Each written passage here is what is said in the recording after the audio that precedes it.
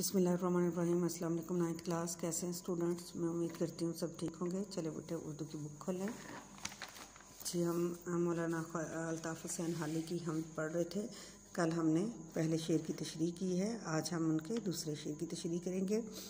गो सबसे मुकद्दम हक़ तेरा अदा करना, गो अगरचे सबसे मुकद्दम पहला फ़र्ज़ है, पहला बरतर हक़ वाजिब बदला साबित हक़ तेरा अदा करना, बंदे से मगर होगा हक़ कैसे अदा तेरा, कि अगरचे तेरा हक़ अदा करना लाजम है, सबसे पहला फ़र्ज़ है, लेकिन इस आजिज़ बंदे से तेरा हक़ कैसे अदा होगा। अल्लाह ताला ने इंसान को अशरफुल मखलूक़ात के दर्जे पर फाइज़ किया है क्योंकि इसे शऊर जैसी अज़ीम नेमत अता की है, और फिर इंसान की हदायत और रहबरी के लिए अम्बिया कराम अलैहिस्सलाम मबूस फरमाए, उनको दुनिया में भेजा।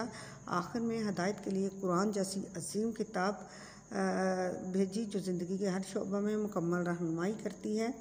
इन सब का तकाज़ा है कि इंसान अल्लाह रब्बुल इज़्ज़त की अताअत व फरमाबरदारी और इसके हकूक़ को सबसे ज़्यादा मुकद्दम रखे, लेकिन इंसान अपनी तख्लीक़ के असल मकसद को भूल जाता है और दुनिया की रंगीनियों में खो जाता है। हालांकि अल्लाह की अताअत व फरमाबरदारी सबसे ज़्यादा मुकद्दम है। अल्लाह ताला के हकूक़ अदा करने का मतलब उसकी नेमतों का शुक्र अदा करना है, और ये नेमतें इस कदर बेशुमार हैं कि ख़ुद अल्लाह पाक ने बार बार कुरान पाक में फरमाया है, फ़बिअय्यि आलाइ रब्बिकुमा तुकज़्ज़िबान, बस तुम अपने रब की कौन कौन सी नेमतों को झुठलाओगे।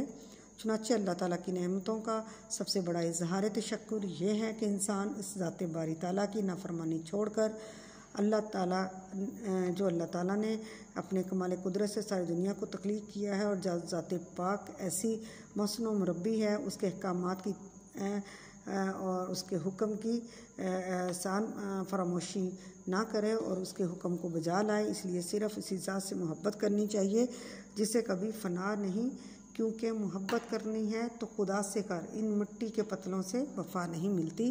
तो बेटे आज का हमारा शेर नंबर 2 है, इसकी आपने तशरीह अच्छे से याद करनी है, और इंशाल्लाह कल हम अपना तीसरा शेर करेंगे। ओके, अल्लाह हाफ़िज़।